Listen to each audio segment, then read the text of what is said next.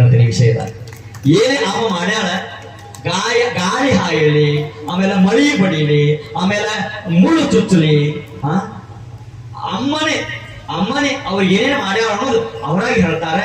ಇದು ಮತ್ತೆ ಯಾರಿಗಾಗಿಲ್ಲ, ನಮಗ ನಿಮ್ಮೂರಿನ ಒಡೆಯರಿಯ ಆದಿಶಕ್ತಿ ಪೀಠದ ಒಡೆಯರಿ ಆಗೇತಿ ಅಮ್ಮನ ದರ್ಶನ ಅಂತಕ್ಕಂಥದ್ದನ್ನ ಇಲ್ಲಿ ತಿಳ್ಕೊಬೇಕಾಕೈತಿ. ಬರೀ ಅಮ್ಮನ ಪುರಾಣದ ಘಟ್ಟ ನಾವು ಕೇಳ್ತಾ ಇದ್ದೋ ಅಂತಲ್ಲ, ನಿತ್ಯ ಜೀವನದಾಗೂ ಕೂಡ ಇವತ್ತು ಅಮ್ಮನ ಲೀಲಾಗ ನಡೆಯಕತ್ತೆ ಅನ್ನೋದಕ್ಕೆ ಈ ನಮ್ಮ ಶಿವಲಿಂಗ ಅಪ್ಪುಗಳೇ ನಿದರ್ಶನ ಆಗ್ತಾರೆ ಅಂತಕ್ಕಂಥ ಮಾತನ್ನು ಹೇಳ್ತಾ, ಯಾವ ಹೆಚ್ಚು ಸಮಯ ತೆಗೆದುಕೊಳ್ಳದೆ ಹುಣಸಾಳ ಗುರುಗಳಿಗೆ ಬಹಳ ದೂರ ಹೋಗ್ಬೇಕು. ಅವ್ರು 300 ಕಿಲೋಮೀಟರ್ ಮೇಲೆ ದೂರ ಹೋಗ್ಬೇಕು, ಬೆಳಗಾವ್ ಮಾಡ್ಬೇಕು ಅವ್ರು. ಹಾಗಾಗಿ ನಾವು ನಾಳಿಗೆರಂತ ಅಂದಿದ್ದೀವಿ. ಆದ್ರೆ ಎಲ್ಲರೂ ಕೆಲವೊಂದು ಶಿಕ್ಷಕರು ಇರೋದ್ರಿಂದ ಮತ್ತೆ ಅವರು ಬೇರೆ ಬೇರೆ ಕಾರ್ಯಕ್ರಮ ಇರೋದ್ರಿಂದ ಅವರು ಇಲ್ಲಿಂದ ಬಿಳ್ಕೊಂಡಾಗ್ತದೆ. ಹಾಗಾಗಿ ಪೂಜ್ಯ ಕಾಲಜ್ಞಾನ ಬ್ರಹ್ಮ ಅಪ್ಪಾಜಿಯವರು ಮತ್ತೆ ಶಿವಲಿಂಗ ಅಪ್ಪುಗಳು ಕೊಡ್ಕೊಂಡು ಅವರಿಗೆ ಗೌರವದ ಸನ್ಮಾನವನ್ನ ನಡೆಸಿಕೊಡ್ಬೇಕಂತಕ್ಕಂಥ ಮಾತನ್ನ ಕೇಳ್ತಾ ಇದ್ದೀವಿ.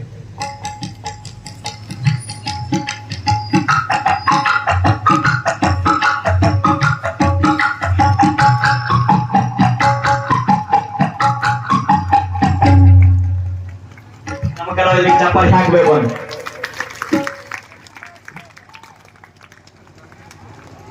ಶಿವಸಾಂಬಜಯ ನಮ ಪಾರ್ವತಿ ಪತಿ ಶಿವ ಹರ ಹರ ಮಹಾದೇವ.